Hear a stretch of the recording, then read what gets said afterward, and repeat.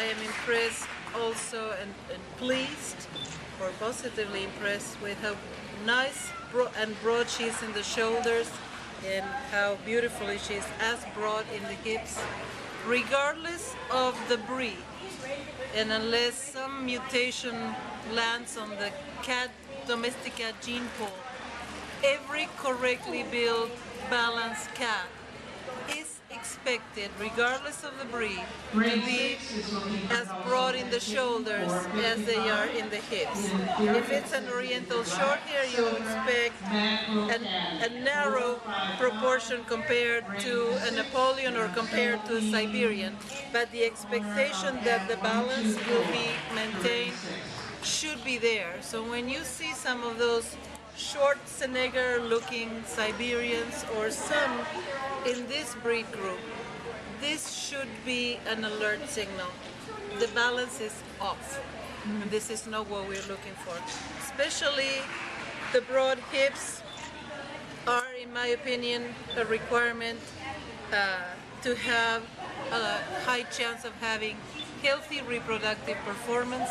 Narrow hips in a female should be a reason for concern, since females of many species, especially in dogs, it's very well known that narrow hips result in high frequency of C-sections. A good reproductive performance should not include C-sections. Every time you need a C-section, think about it. We are looking for animals that will have a normal functional life, that will reproduce normally without human assistance. At least in the cat fancy we are there. As we know, in other fancies, like the dog fancies, there are breeds that cannot reproduce without human intervention. We're not going to discuss the ethical aspects of that, but in the cat fancy we are not there, and we are not intending to get there. I like the head type in this girl. I find her very balanced.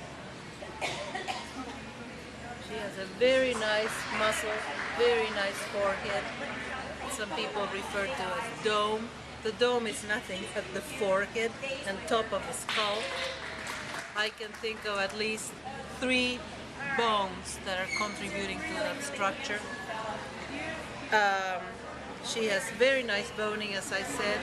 It's not very easy to assess the alignment of the hind legs because she's not cooperating too much. She seems to be slightly cow-hocked, but again, I cannot see her moving. What I like to do to assess conformation, hopefully will be easier with some of the adults, is invite them to move and utilize those limbs for something important, such as having fun.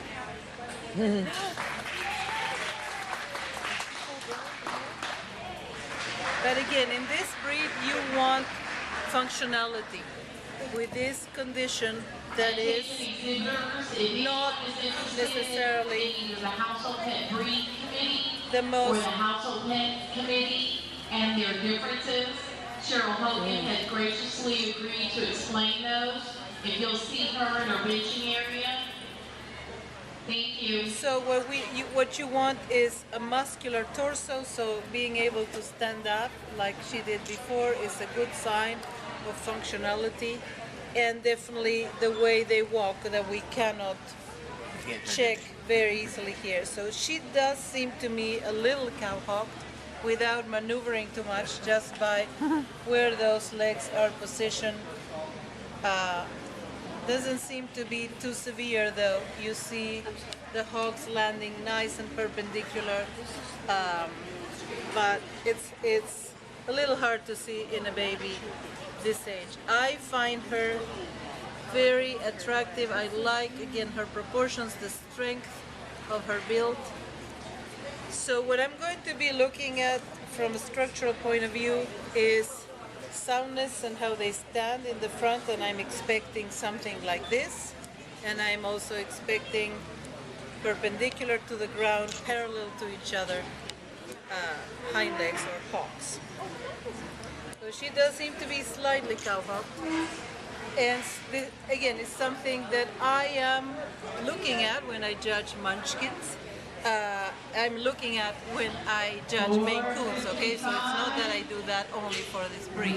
I do that when I judge Siamese, because again, a sound cat should be structurally sound. And as you all know, I'm assuming pretty well now because you've been in the fancy long enough, you know that in general, compared to other fancies, in the judging process of cats, judges tend to overlook or not pay enough attention to conformation.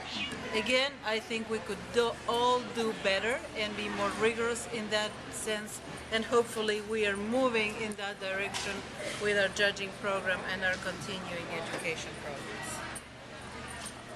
I really like her. I like the length of her torso. There's opportunity for growth and bodybuilding without losing the proportions that the standard for this breed calls for.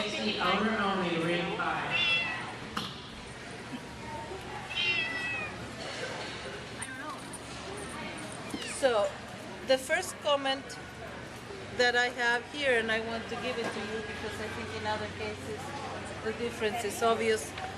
When I look at this girl, I would, if I didn't know what she was, I would probably have an educated guess and be thinking of a munchkin long hair. I don't see a distinct type.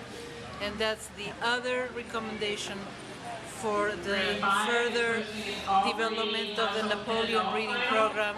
It is important that you come up with a cat that will not be confused with a munchkin. Somebody will be looking from 3 miles away, maybe with binoculars, and say, "Oh yeah, that's a munchkin. That's not a munchkin. That's a Napoleon." Yeah. You want that because you have to justify your existence and the segregation of this unique gene pool. Otherwise, to call it a different breed will be a very difficult call in some circumstances, in some shows. So evolving towards distinctiveness is the number one, I guess, goal of a new breed development. And again, you want to keep your breed population sound and healthy in all aspects, including reproductive health. She is very cute. She is.